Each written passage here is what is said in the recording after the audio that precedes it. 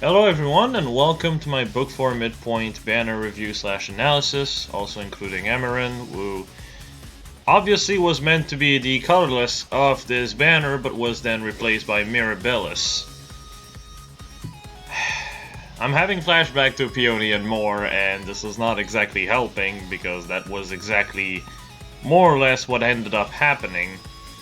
At the very least, though, unlike Thrakia, which is a banner that did not have anything for 20 months and then finally got one and got shafted a unit that was supposed to be on the banner, and also shafted thoroughly certain characters on the banner and then did not have a demote for anyone ever either. That was pretty yikes. But also, like, Thrakia has so many characters that are not yet in the game. At least this time it was Awakening. Awakening kind of already has most of its cast in. The only character I can think of that people really like, I don't personally, but the only character of Awakening that people really like that, you know, is not in this game yet is Vike, I think, and Gregor, which honestly, if it wasn't for my comment section reminding me they even exist, I would have forgotten about them, and yes, I have indeed beaten Awakening. It's just, most of its cast is very, very forgettable. So there's that. Either way, though, at least it's Awakening. For those who are curious as to why Mustafa's on there, I'm just going to put it this way. If Vike was on there, or Gregor was on there, how the hell would they go about making another Awakening banner in like a year or so? I just want for you to realize this. If there are no characters to really put in the game, then it becomes really awkward to put anyone in the game. Because if there is nothing to make like the banner star, making people pull for the banner is kind of difficult, which makes the whole banner's existence more or less pointless. I'm just pointing this out because people kind of, that, and Mustafa is also kind of related to Gangrel, and Gangrel, I'm honestly shocked it took this long to get in the game, considering he's like the only decently written villain as far as Awakening is concerned, but I'm getting ahead of myself. Let's talk about the banner units. So, obviously I'm going to start with Emmeryn. It's just meant to be a 3 to 4 star that gets added to the poll starting with the legendary banner of this very month. I don't know why it didn't start with this banner and so on, like when they added 3 to 4 star in the pool, but I mean, here we are, I guess. So Emmeryn is, I believe, our first Gen 4 3 to 4 star healer, at least infantry healer at the very least, because Forest exists. Which, yes, you'll see soon that it actually makes her fairly decent overall. Emmeryn comes in with just about no interesting skill except res opening. Res opening is very simple. The person with the most res gets 6 points of res as a buff, which can be very useful to have more or less in tandem with Vision of Arcadia if the unit also has high res, which can be awkward to work with. Overall, nothing really amazing here, so let's just move to comparison. I know I'm kind of just, like, glossing over this, because really, it's a healer. Healers don't really have anything new to them, unless they have a pref. Or a pref healing skill. Which, honestly, pref healing skill would have been a fantastic way to go about it, but, I mean, I guess we're never going to get that. We're 3 years into the game, and they still have not realized that making preferential healing spell could very much be a thing.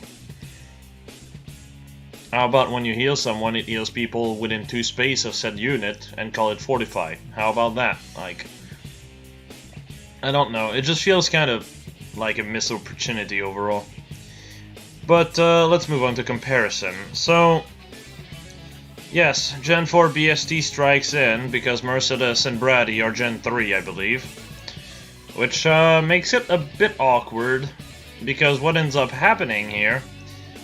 I'm not sure if Brady is Gen 3, I think he's Gen 3 though, but yeah. As you can see here, let's compare Mercedes to Emmeryn. Emmeryn has 4 more HP, 2 more attack, 1 more speed. Oh, you could go attack plus on Mercedes and then you have 1 more attack, but you're still behind by like, you know, 4 speed. You're also behind by 1 defense, and the only stat you're better off in is res. This can actually be useful. This is the same point I brought about Mercedes versus Brady. Brady will struggle to work with ploys, whereas Mercedes can actually use ploys a lot more consistently. This holds true here, so at least there's this. But the second you stray away from ploys, or I guess to some extent also sabotage skills, Emmeryn is just about better in everything. And if you look at Brady is in a similar situation, except in his case it's kind of worse.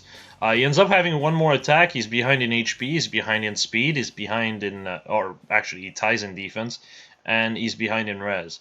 There is not a single stat, well, except attack, that he actually just does better. And unlike, you know, Mercedes that has this ploy, you know, the whole ploy dynamic to make her still somewhat worth it, and sabotage skills, Brady kind of just does not have anything. So as a result, I'd say Emmeryn is probably the best 3 to 4 star healer the game has so far.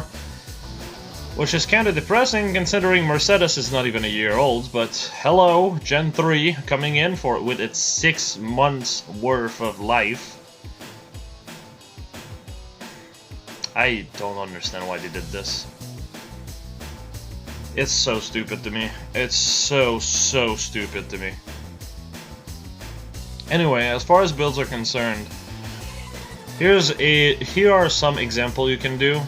For those who don't know, push force skills and brazen are some of the best skills to combo into. If you have attack def push 4 instead of attack speed push 4, you can just use attack def push 4 and then combo this into brazen attack speed. It is slightly worse, however, because your speed will be iffy until you kick into the brazen. But other than this, it's pretty solid. You're basically looking at, you know, if the brazen and push skills are working at the same time, which they should, because attack speed push will effectively push you into the brazen range, and if your HP is low, you can just heal someone, so Martyr will heal off of the HP you've lost. So you can take your time and heal at the right spot, so you stay in brazen range, but you also, you know, you also heal yourself so you don't fall below the push range. This is kind of the main thing that makes push skills so good on healers, and also why I don't understand why Camilla had attack speed push 4 but not Martyr, but you know, that's... I think I've hammered that point home already enough with Camilla's banner review. So essentially here you're looking, with Brazen and push active, you're looking at 71 attack, and attack rest push pushes that to 74 attack. 74 attack, and of course, with push, 51 speed. So you're basically more or less of a nuke, which is another reason why I don't understand why colorless mages had to be a thing when healers already are just that. But I mean, here we are. Because, you know, healers should be able to use low skills, of course. Anyway, as far as bulk is concerned, because of brazen attack def and because of low skills, you're looking at 43 def and res, which is, again, fairly solid. So overall, you had 47 HP, 74 attack, 51 speed, 43 def, 43 res. You're basically a nuke that can actually take a hit. And because you can take a hit, and if anything, if you are in danger, you can just have Miracle proc to save your ass. So you can then just heal with Martyr and you're back at 50% HP, which then will also allow you to be back in push and brazen range. So you can actually take more risk with Emmeryn as a result. As far as the set on the right, this is a close counter set. It is a bit awkward, but at the end of the day, it works pretty well. Also, I'm stupid. Set on the left actually hits 78 attack because of drive attack. And joint drive skills are like the best skills you can have on C slots, because the only thing you can, it's really the only thing you can use. The other thing you would like to use, which are smoke skills, cannot be used on healers. So, you know, 78 attack on a colorless mage, effectively, is pretty good. As far as the other one, you're basically looking with close counter. Obviously close foil could be an option if you really want to use that. Personally, I don't really like close foil because dragons are very much a thing and you're a sitting duck against those. I keep saying this every time I even suggest close foil for a reason. But yeah, so you're basically looking at bulk-wise. I'm gonna start with the bulk because close counter. You're looking at 44 defense, 43 res, which is pretty solid for a tank.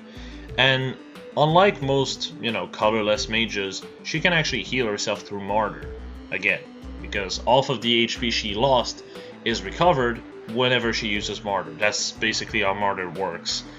And hey, the lower your HP, the more you heal a partner unit as well. The only issue with this is that you need your allies to also get hurt, because otherwise you can't really heal yourself. But yeah. So as a result, you're basically looking at 47 speed, and as far as attack is concerned, you are looking at 63 attack, which is still pretty solid.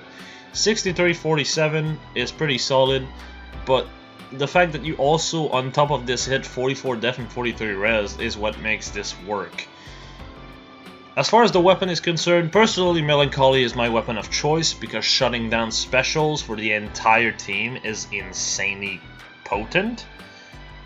But you can really use whatever you want. It's really up to you. Pain Plus is also a really good staff. Toasty Skewer can also be something good to have if you prefer to also support your team instead.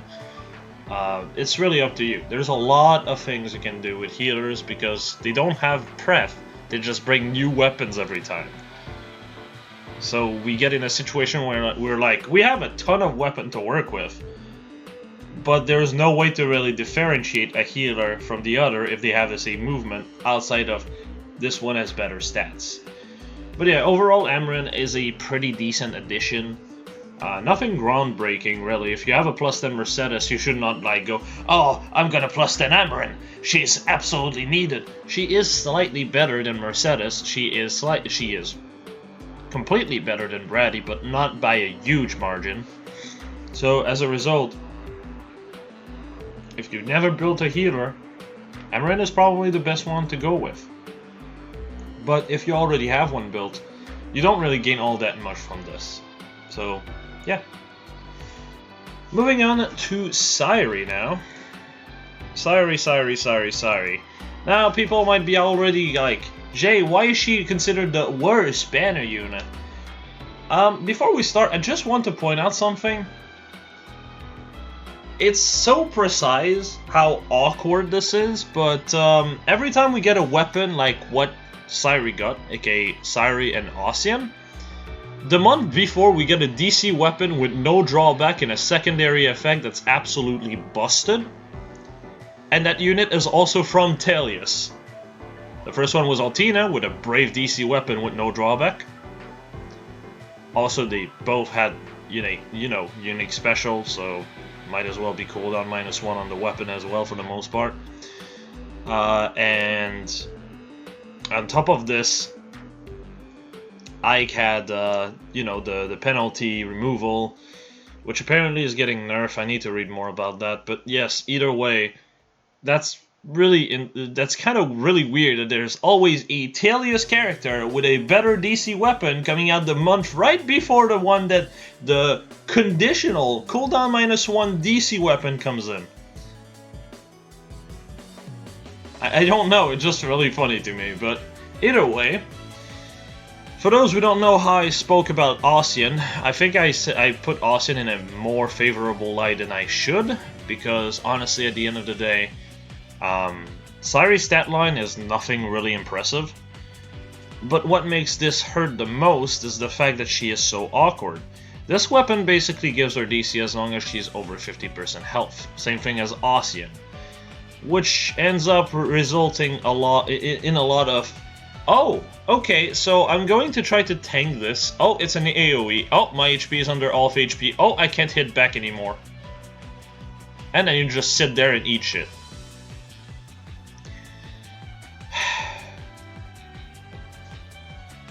With Ossian being a counter to Ophelia, or quote-unquote a counter to Ophelia, and then you realize that Ophelia can just push you below 50% HP, fail to kill you after, which, you know, if this was well done and they didn't have an HP threshold, Ocean would just hit back, kill her, and heal back by like all of his full HP because Ophelia's about 40 health, which, fantastic. That basically means you would actually be doing your job. And Syuri would do something similar, but with Sonya instead. The problem is that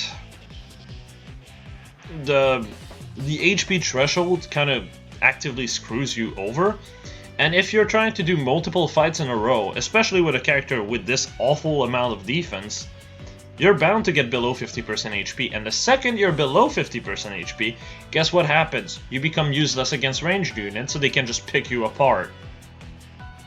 Does that make the unit worthless? No, Ocean is not worthless either, but it's such a annoying limitation to work over that should just not be here. It's not a way to balance a character, it's a way to shaft a character. For no good reason either, because cooldown -1 is a strong effect, yes, but you've literally shown you don't give a shit with Ike, because Ike has a 4 cooldown Aether, aka it's basically as if he had cooldown -1, DC, penalty removal, or reversal actually, and then, you know, Aether.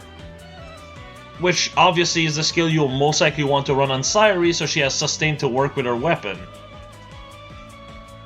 So it doesn't matter for Ike, but when it comes to Syuri, oh, we need to have this, you know, requirement for no reason. You could have just removed the requirement and then say like, oh yeah, Ocean is going to get rid of the HP threshold as well with the next update or something similar. It's just normal. I don't understand why this game does not do quote-unquote balance patches. Hell, as much as Raid Shadow Legend is a meme, when they realize a unit is underperforming, they change them, and sometimes they take their kit and completely change them to something completely different, but that actually gives them a niche. I don't expect Nintendo to go that far, because at the end of the day, if you have a playstyle with a character and the playstyle completely shifts, you end up with a unit that's completely different than what you envisioned in the first place, which makes it kind of awkward, unlike Raid, where it's like, you basically get what you get. It's random. There's no focus or anything of the sort, so, you know. But at the very least, changing condition to just make characters more viable, like just removing an HP threshold, should be a given at this point. I can't believe this is where we're at. Like, Ulm is a good example of a condition I would like to change. Brave Ulm, of course. Syuri, Ocean. Those are characters that should get a change to their weapon. Syuri and Ocean is so blatant. Just remove the HP threshold and there you go. The unit is a lot better off now. Anyway, rant aside, as far as the unit is concerned, a lot of people compare her to Fur, because that's basically what she's like. She has the same stat line for the most part, and at the end of the day, a different weapon. The thing with Fur, however, is that she has Nameless Blade, and Nameless Blade is probably the strongest 3 to 4 star weapon this game has, outside of course, Eliwood's weapon, which is originating from a 5-star exclusive. But, you know, it's a really busted weapon, and Syuri, on the other hand, has a very gimmicky weapon that can actively work against you, which is really awkward for you.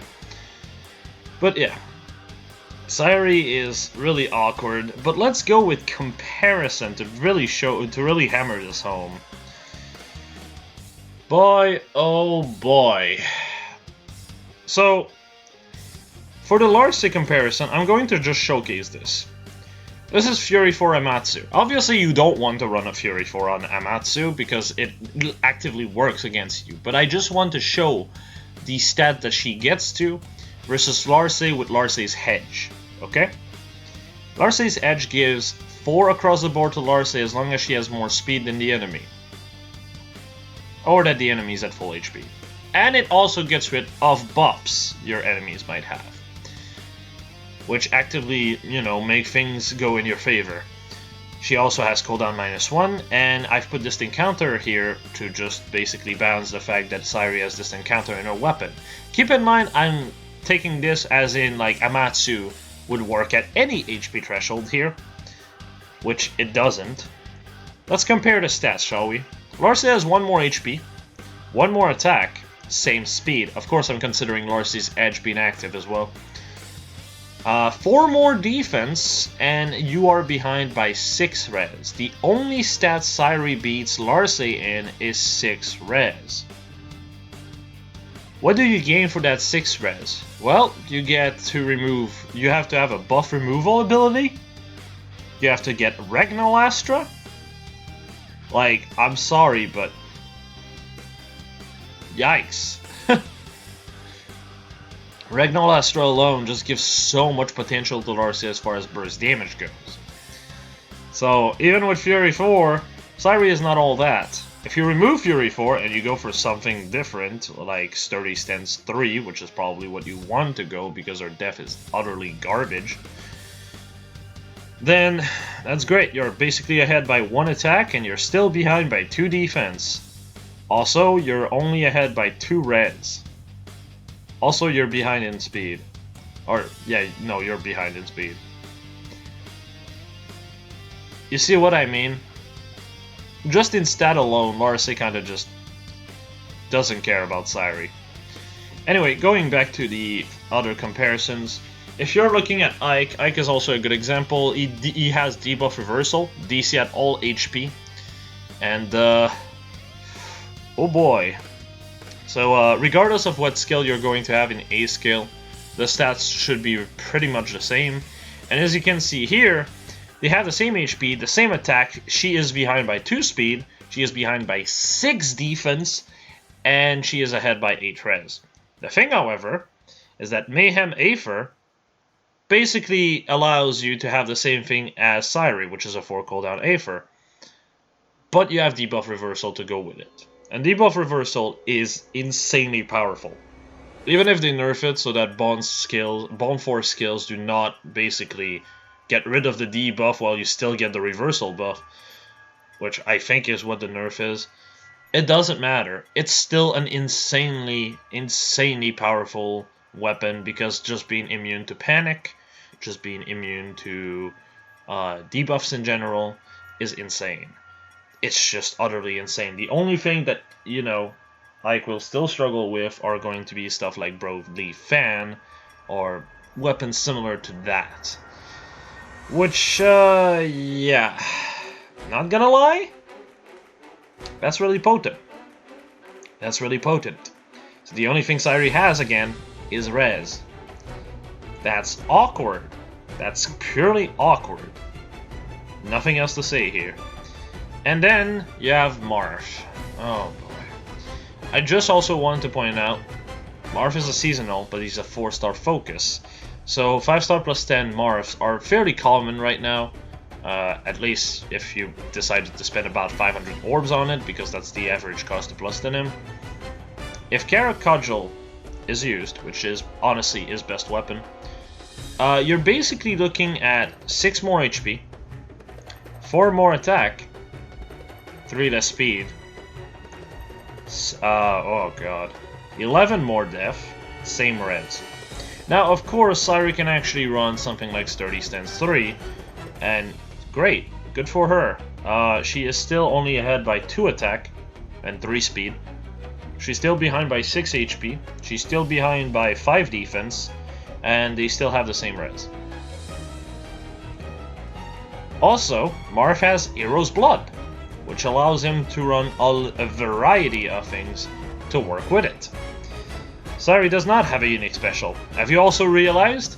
Yes, everyone here has a unique special. Syuri has nothing.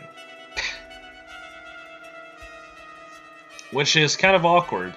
Syuri overall is kind of just there. I mean, if you like her, sure, go ahead. I've always say this in my videos, and by always, I mean I say it maybe once every like 4 videos because I feel it's very obvious. If you like a character, shit, go ahead, plus 10 the character. I don't care. It's not my account. At the end of the day, if you like a character, go for it. I like New Year Guntra, and I plus 10 her as a result. I don't care if she's meta or not. Even though I surprise people on my Twitch whenever I use her, because then they see her stats and they go, what? But that's beside the point. At the end of the day, if you like a character, go for it. Waifu over meta is really just how you can call this. Especially at this point of the game where we clearly have better option than just about everything for the most part. So, you know. Anyway, as far as builds are concerned, if you really want to use Syuri, I will just suggest this. Set on the left is obviously, you know, just so you have overall better bulk. This is mostly meant to counter AoE sets, though keep in mind units such as Ophelia and such can actually still be a pain in the ass, because Ophelia's blue and she's red, which is just kind of awkward. Overall here though, you're basically looking at 67 attack with basically instant A for every time after the first fight. The first fight is going to be the hardest part, but after that's gone, you should be fine. That said, because it takes more than one fight, what ends up happening is, also for the first fight mostly, you basically will get hit back, fail to kill, because 67 attack doesn't typically one-shot, then proc Aether, because this is obviously with Brave Lucena, and when the enemy has like 10 HP left, you heal for 5. Fantastic, fantastic. If you took a lot of damage, oh, that's a yikes, my dude. That's a yikes. Because what ends up happening is that you might be under 50% HP, which then you don't get to have DC anymore. Joy, oh joy. Well, you could get hit by Legendary Alm, who basically will see, oh, 42 death, huh? Oh, let me just, true damage of 10, bye. And then if he does like another 10 damage, because you'll typically not get to double him, because it's Alm, you're basically sitting duck from now on. If you get hit by a ranged unit, you just die, basically, which is just awkward as all hell. Either way, this ends up hitting 67 attack, 50 speed, as well as 46 defense and 50 res. So you should be at least able to tank certain things, but it can be awkward at times. As far as the set on the right, this is 30 stance 3. This is honestly the best way to go about it, outside of AR where, you know, AoEs are more common. And 30 stance 3 as well as 30 stance 2 will basically mean you get a guard effect with 43 def and 44 res. As far as attack, you'll be at 74. The reason why you want Wrath is just so your soul does more damage. The idea is to get below 75%, because in case you don't know, Soul is the only, or not Soul, Wrath is the only skill that works this way, but the second you're below 75% HP, your damage increased by 10 whenever the spec procs and your HP is below 75%. It's not at start of combat if HP is below 75% and special procs. It's not like this. It's the only skill that works this way, so you can actually take that to your advantage and get an extra 10 damage on top of Soul. With 74 attack, that means that unlike Aether, which actually requires setup, that means if you get hurt, like by Alm, you'll be able to just counter-attack with 74 attack plus Wrath with Soul, basically mostly one-shot him, and then heal yourself by like about 20, so you'll be able to heal yourself back to full most of the time. And also you're shutting down special like Lunar Flash and so on and so forth, which is pretty solid. Actually, you have 78 attack. I keep forgetting the joint drive attack, my bad on that. But yeah, 78 attack plus Soul plus Wrath will typically ensure kills that you would not otherwise get. So this is pretty solid overall. But yeah, that's about all I have to say about Syuri here. Syuri is just fairly awkward overall. This is a weapon that can work, but my god. My god. Can't wait for like Xander, Camus, and all of those units to get a refine And then you'll have Syuri and Ossian staying there with their like 50% and up DC, just like crying in a corner. My god. Anyway. With that said, let's move on to Mustafa. The dude that has ties on top of ties, my lord. So, as far as kit is concerned, Death Tactic. Death Tactic was only available on Tempest Trial units, which, that was awkward. And this is available at 4-star. Yep, we finally have Death Tactic in the pool at 4-star. No more, like, needing a Shiro for Death Tactic anymore, or wasting Grail for Death Tactic. So that's already amazing, but let's talk about the unit itself. The stat line doesn't look like anything to talk about, but, what would you say if I would say that he's comparable to Russ? Let's just show, instead of telling. Yeah, Russ ends up with 2 more HP, 2 more speed, but 4 less def.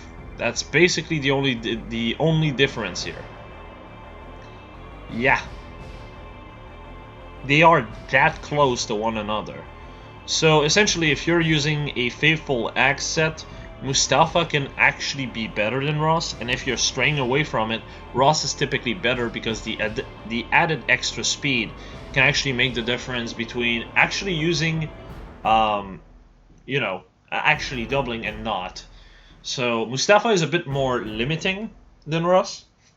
Ross is more versatile, but Mustafa also has a higher ceiling when it comes down to using Faithful Axe. He's just overall better than Ross at it. As far as Hinata is concerned, I've only really put him there because I feel like most people on the last video I've made about Hinata, I was pretty negative on him. And people kind of just didn't really care too much, but I just wanted to point this out. Just compare Mustafa to Hinata. Same attack, less speed, 3 more HP, which don't really matter. 5 more def at the cost of 7 res. No matter how you look at it, yes, Hinata could be built. If you like Hinata, go for it. That's just how it is. But from an objective standpoint, Mustafa is just literally a better Hinata, and that literally came like 2 weeks after Hinata. So I don't know what else to say except really don't bother with Hinata. He already has strong competition. Like, the only point you could bring about Hinata was the fact that he had like 9 more def than Ross, but now it's only down to 5, so... And I mean, you could just refine the weapon to defense here, then you're at 45 defense and 33 res. You're only behind by 1 defense and you're still ahead by 3 in res. And you're still ahead in speed, and you have the same attack. So, yeah. No matter how you look at it, Hinata does not have much of a purpose, does he? Anyway, let's talk about builds. So, join drive speed. I haven't talked about this, but I guess I should talk about it here instead of when I get to Anna.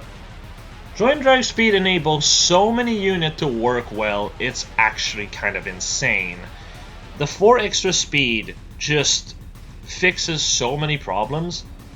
Like, for example here, it's a bit iffy, though Flowers fixes this, because Flowers gives you 1 across the board, so you hit 47 speed as a result.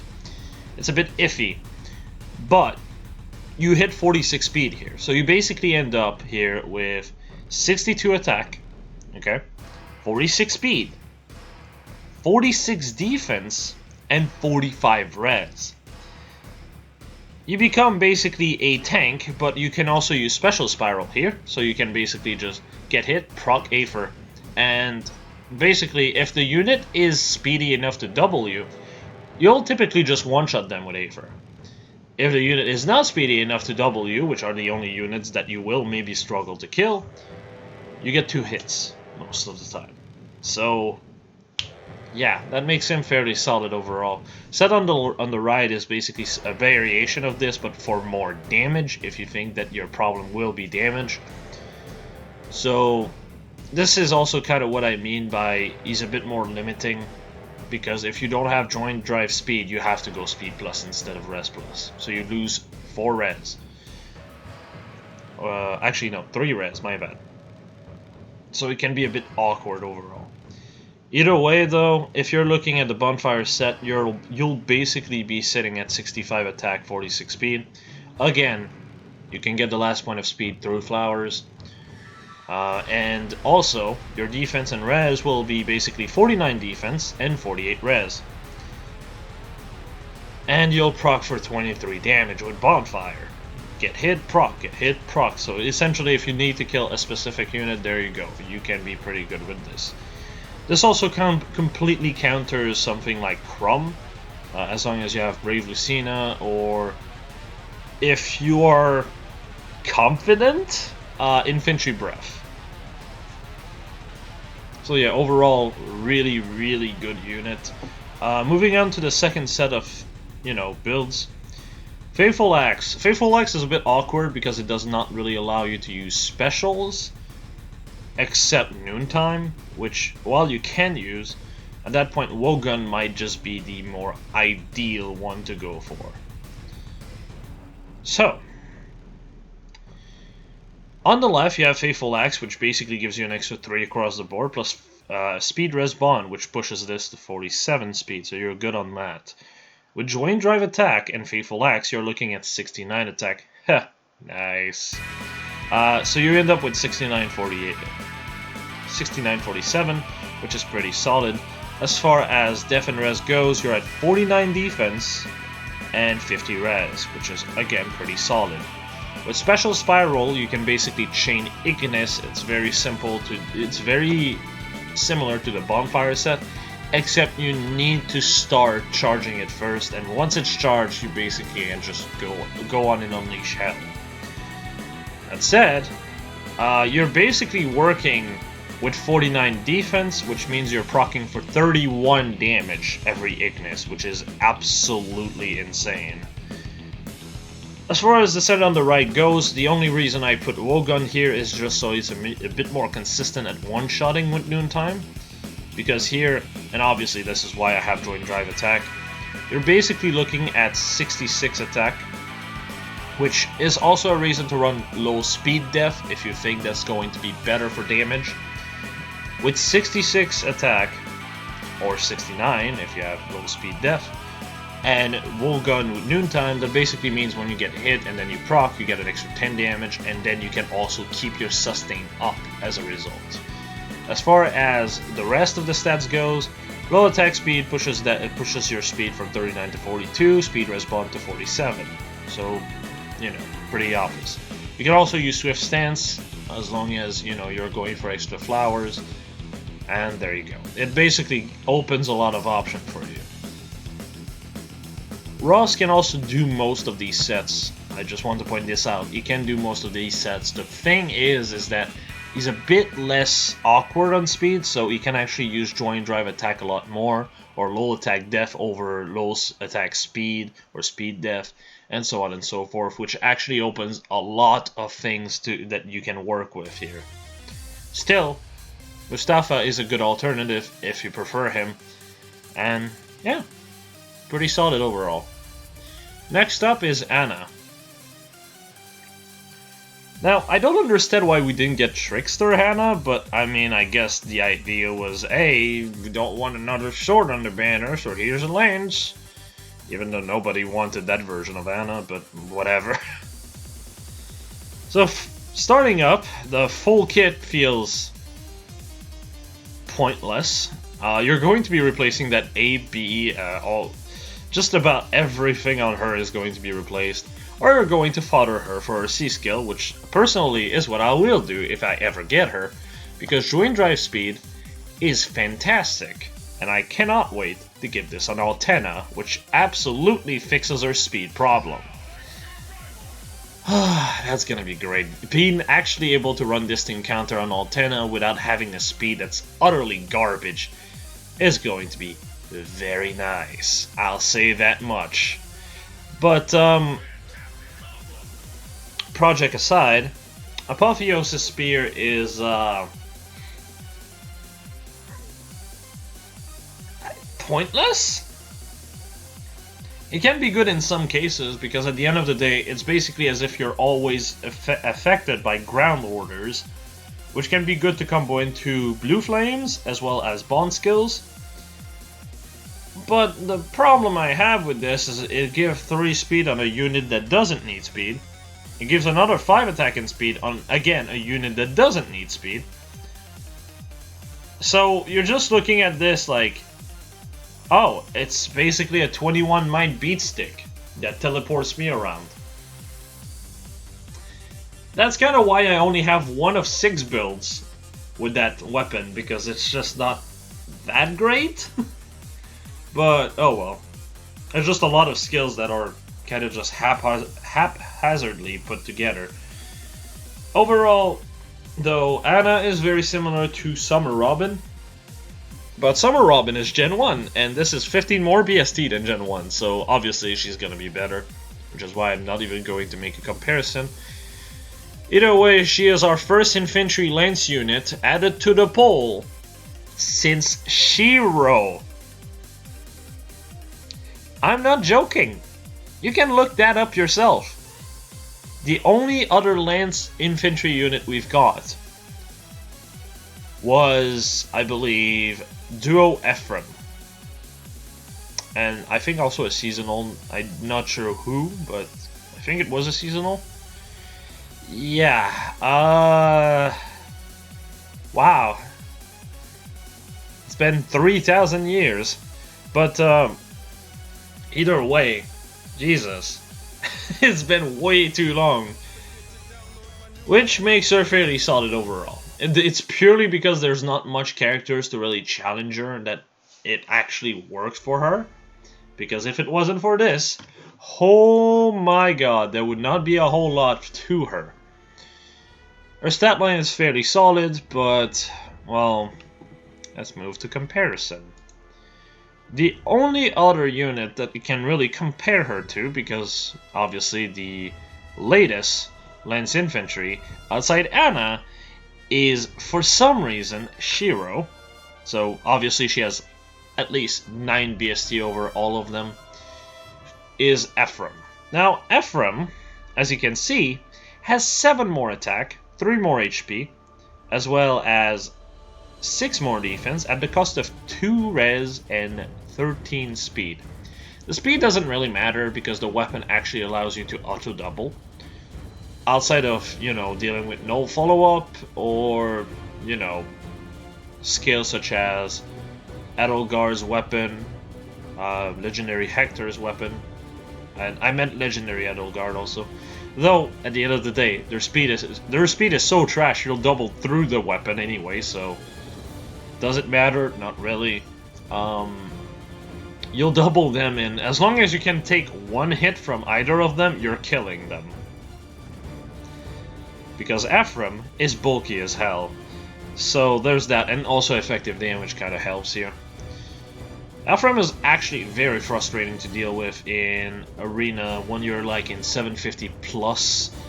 Just because he's basically a 2-movement armored unit that will always check your armored units. Which you'll typically be running for score.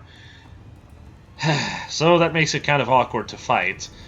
Either way though, if you compare it to Anna, Anna really only has one defining trait over him, which is really the fact that she has more speed. Which again doesn't matter because Reagan Leaf. But even then, the problem with Anna is that her speed is overkill. There's too much point in there and there's not enough point everywhere else. So what ends up happening is, even if you want to just go like speed plus on Ephraim, you can. You can actually end up being a speedy Ephraim and being fucking annoying to deal with. That's really up to you. It's really up to you, which is really the main reason why Ephraim is really good overall. I do think Ephraim is overall better than Anna. The duo skill doesn't matter at the end of the day. It's really only giving, I think it's movement for like armored unit and infantry, which, I mean, can be helpful here and there, but it's never going to be like, or not never, but it's rarely ever going to be a game changer that's going to just save you in every situation. That just won't happen. It can be helpful here or there, but, you know, the main thing really here is the fact that he has a fantastic stat line. He basically has Edelgard's stat line. I'm talking about base Edelgard now, but 4 more res, and lacking the cooldown -1 of Edelgard. I do think Edelgard overall is a better unit overall than Ephraim, but as far as blue units are concerned,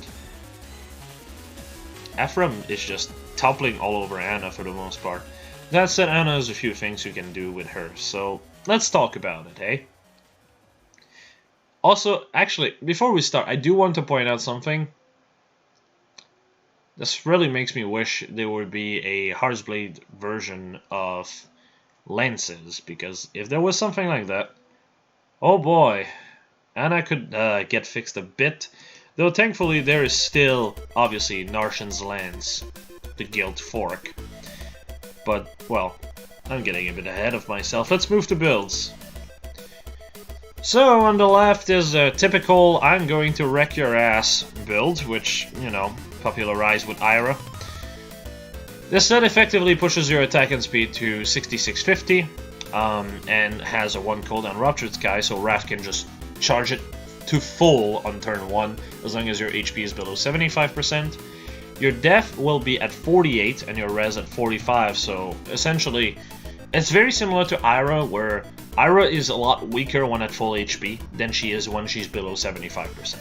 When she's below 75%, getting 20 true damage per fight because what ends up happening is you proc, you get hit, you proc again. That shit really, really helps.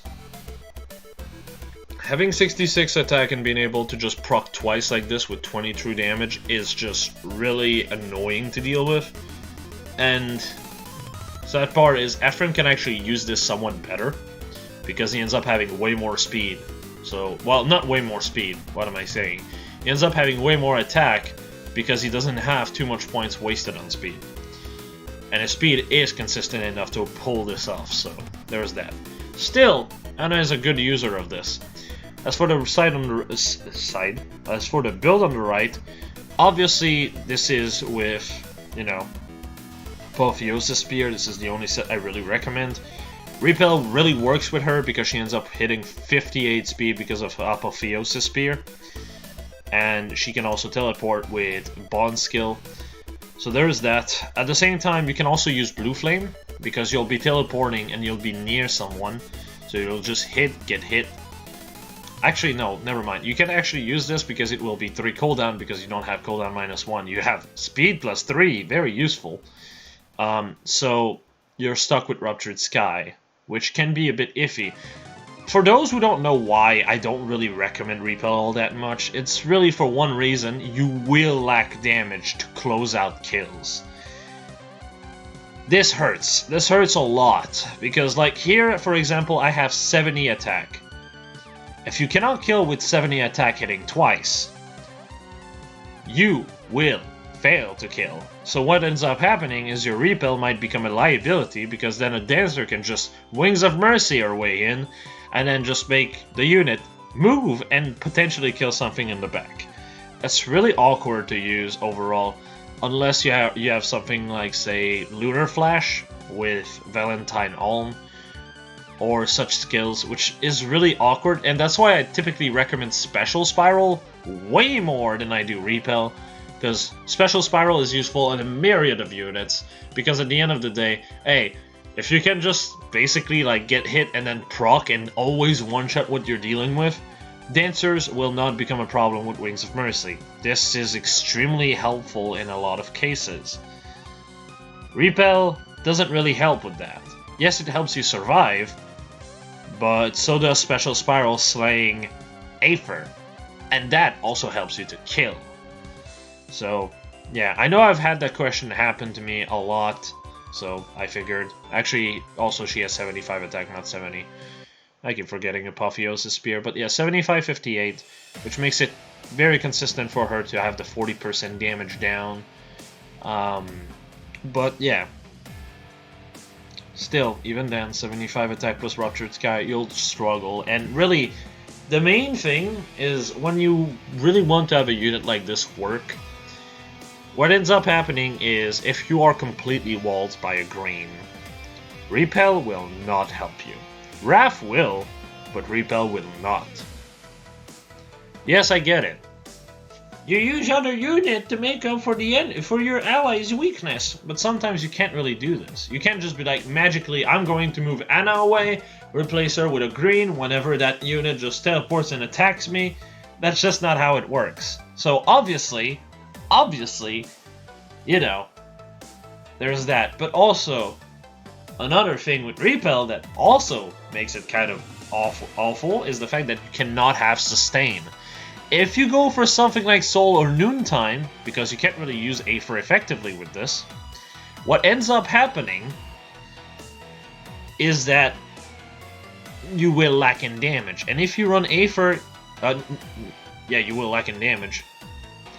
And if you go for Aether to have damage and sustain, you will not proc it when it matters most. So you run into the same problem. You will lack sustain and damage as a result.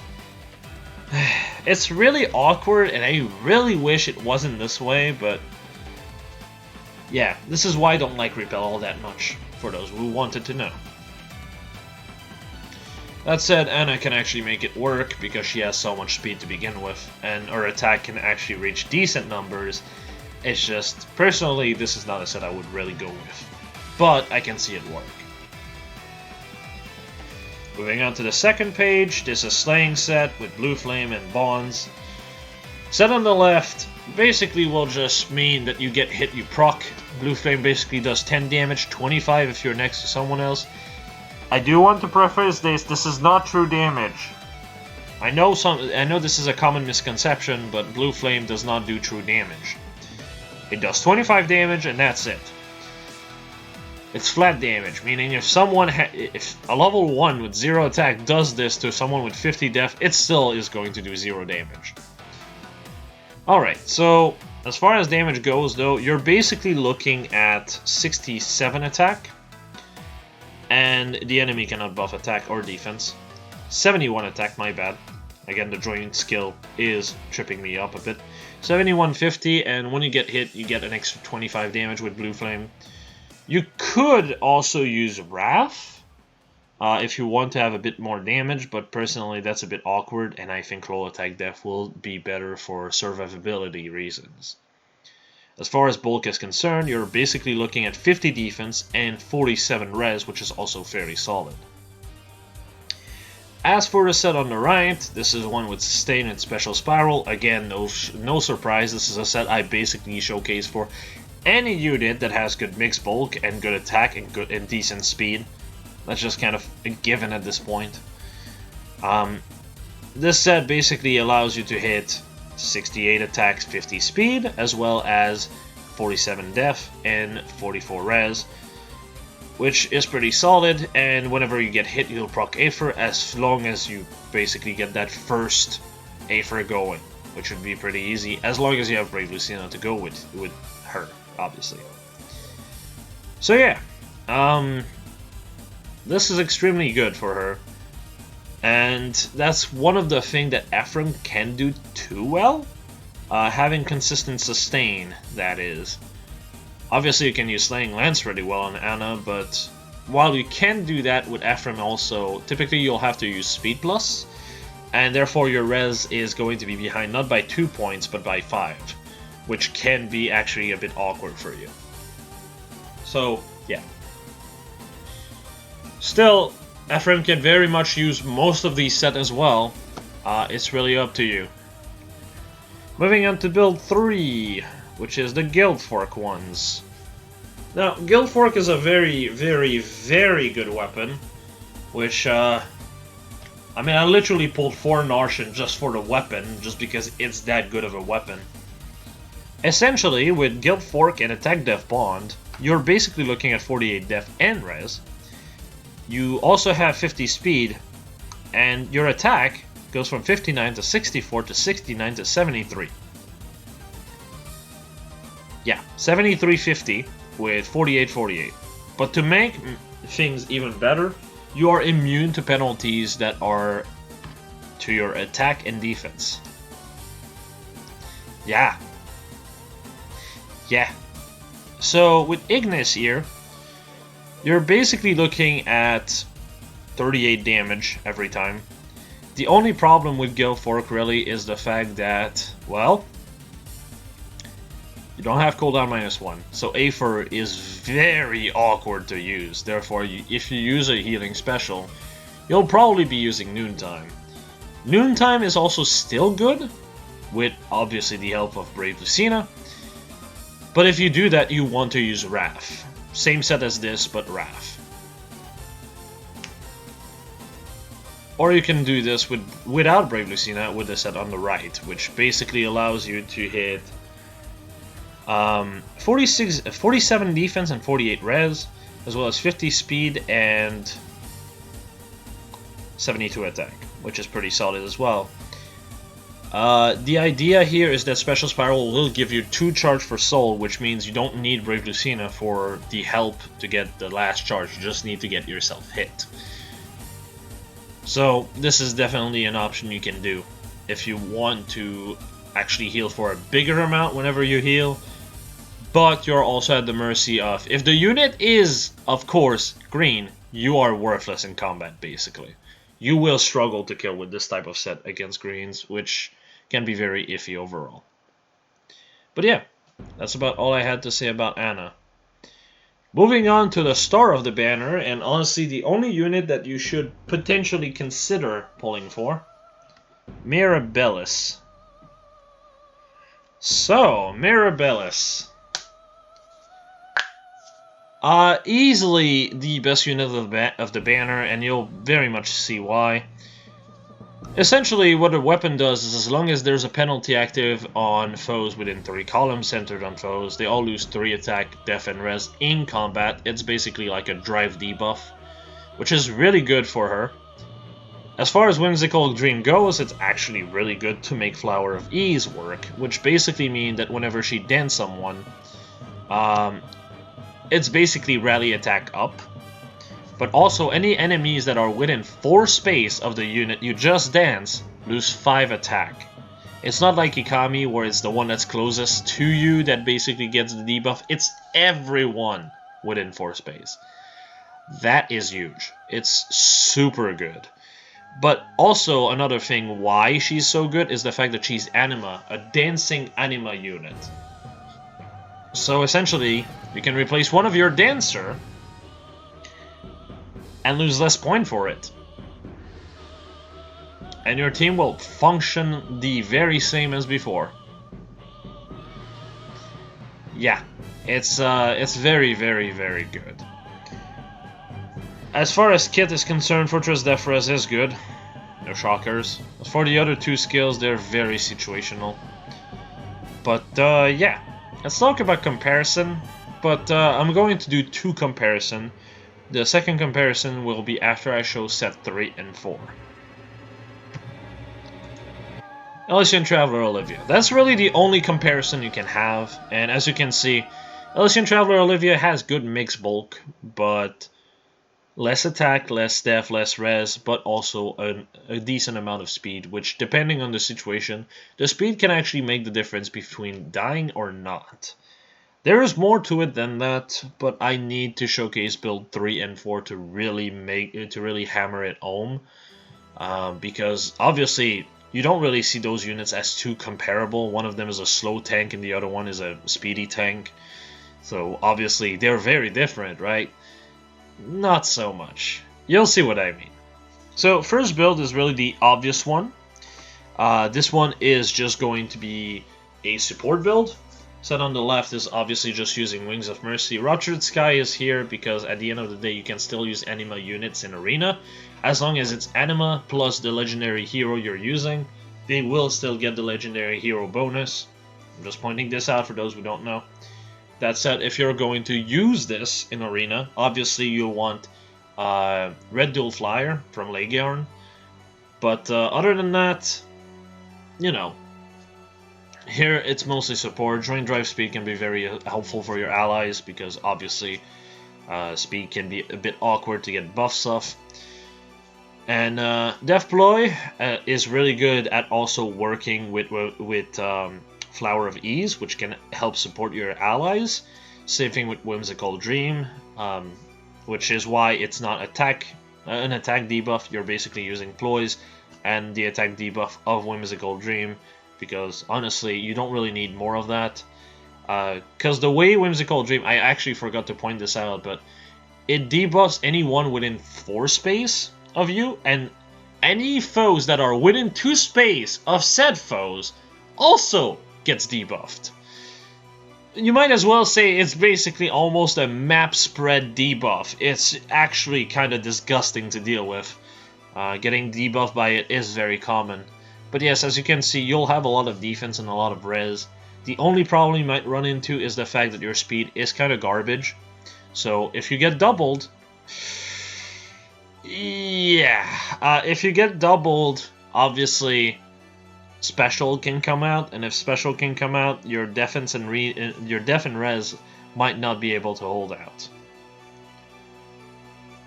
Also, kind of funny enough, she can be a solid counter to Edelgard, because Edelgard doesn't have any speed. So what ends up happening is she doesn't go ting-ting on her, but pretty close. Like less than 10 damage most of the time. She basically will have like 70 attack, and then 70 attack goes down to 56, so 5 damage plus maybe 5 from Heavy Blade 4. It's so basically, you can just let her Gale Force on you, and she basically kills herself in the process. If you have Joint Drive Attack, that's also a good option to make sure that you do damage to her. You can basically make her kill herself on you, basically. That's kind of silly, but yeah. I mean, she can just do 3 attack on you. If it's just Gale Force, nobody cares. It's just 30 damage. You still have 12 HP left. And that's 70 attack. Like, Jesus. But yeah, overall, very solid support unit. Set on the right is obviously Joint Drive Attack, Sabotage Death, and Speed Ploy. Trying to debuff just about everything you can get across. Again, very good unit to do so. Wings of Mercy is also an option, because obviously Wings of Mercy is a fantastic skill for a dancer. I mean, it's kind of a given. Gotta say though, random side note, I love Yoshiku's art. I really did not like how Peony looked. Mirabilis looks so much better.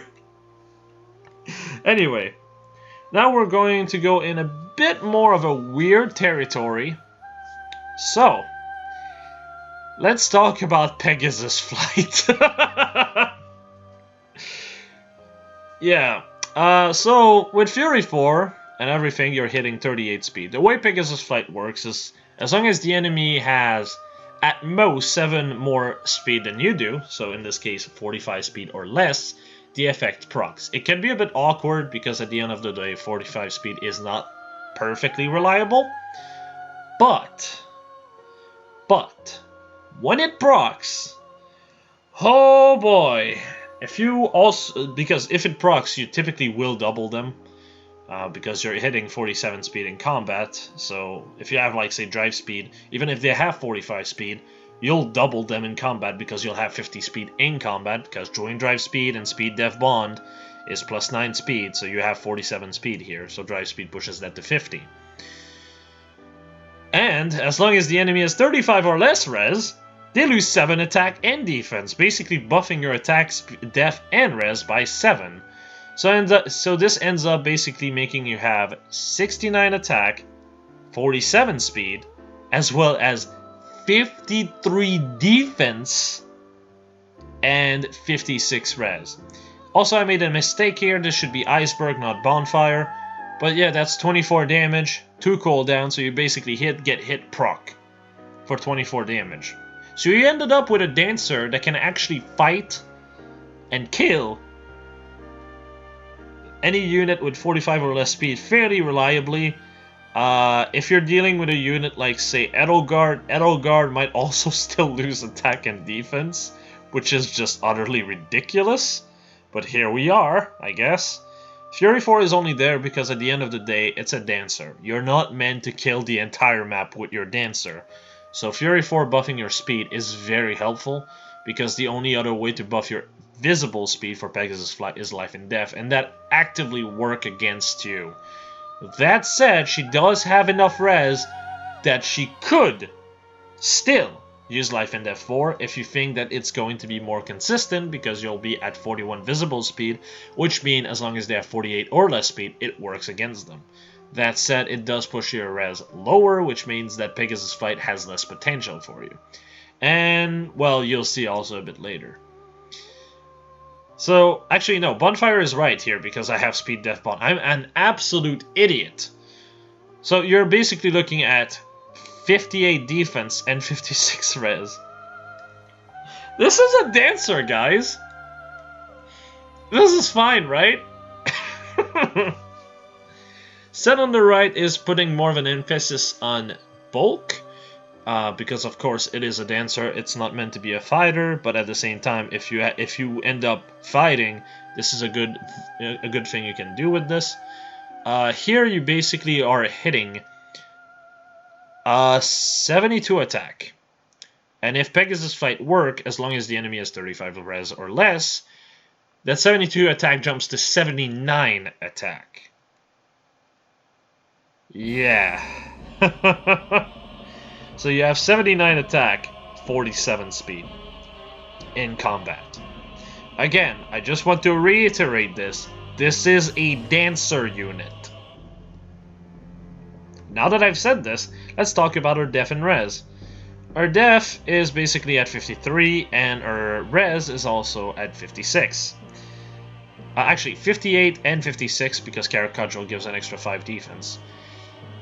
Yeah, again, she is just as bulky as she was before, but the difference here is that she also, on top of all this, has 79 attack. She loses Bonfire for this, but again, 79 attack. What the hell?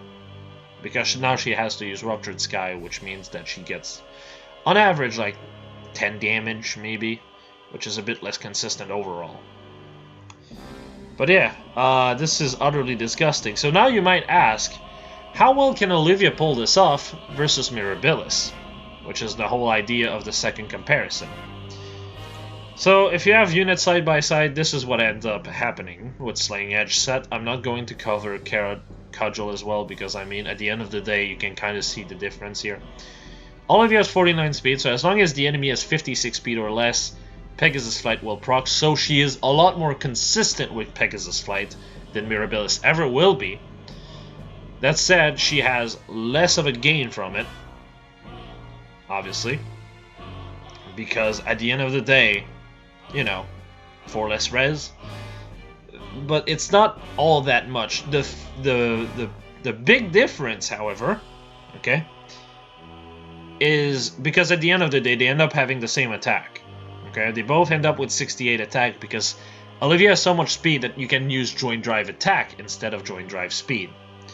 So they end up being the same in attack. Mirabilis has 2 less speed. Def-wise, Mirabilis has 1 more def and 4 more res. So, you know, Mirabilis is overall slightly better in stats, though the speed really makes Pegasus Flight a bit less consistent than you'd like. The big difference, however, is that Mirabilis gets Whimsical Dream. Whimsical Dream is a very busted debuff/buff utility skill. So, obviously, you kinda could use Mirabilis more as a buff debuffer on top of a unit that can actually work really well in combat. So, really, would I say there's one better than the other? No. I will say Olivia is more consistent, Mirabilis has a higher ceiling, and more utility because of Whimsical Dream. At the end of the day, use whichever you prefer. Personally, I have a +4 Olivia, so I'm probably going to do the second set whenever we get weekly banner for Gen 2 units. But yeah, man, Mirabilis is a lot better than people give her credit for, I must say. So, in conclusion, with this banner review that's about as long as the bridal one, god damn. Syuri, Emmeryn, Anna, and Mustafa are not exactly must-haves, but they are still decent. Syuri probably the least so of the 5 in Insight. But Mirabilis is definitely the star of the banner. It's very similar to the Peony banner where they're all like semi-decent. Like for example, oh look, my my unit is Marita. Marita is, you know, I literally said like we were going to get better pref down the line for units with the same stat line, and literally the month after we got Larse, so that proved my point really well. But yes, it's very similar to this where Peony was like the only quote-unquote must-have of the banner. But yeah, with that said, I don't think I have much else to add. And I guess I'll be seeing you all on the stream. As per usual, I will also say, if you guys are curious to see me work on this, keep in mind I don't really like actively work on it when I work on banners. The only reason this review is out faster than the others is purely because I started streaming through Discord when I'm working on these, and I'm also playing games on the side, basically. I'm trying to do a bit of both because I don't want to drain myself. So, at the end of the day, it really is just a case of, if you want to see me work on a banner, just come on Discord. I don't really tag anyone in my Discord, but you'll see I'm live whenever I do it. So, there's that. With that said, however, I think I've said about everything I wanted to say about this, and, well, I guess I'll be seeing you all later or in the comments. Have a nice rest of the day, everyone, and see you all later. Bye.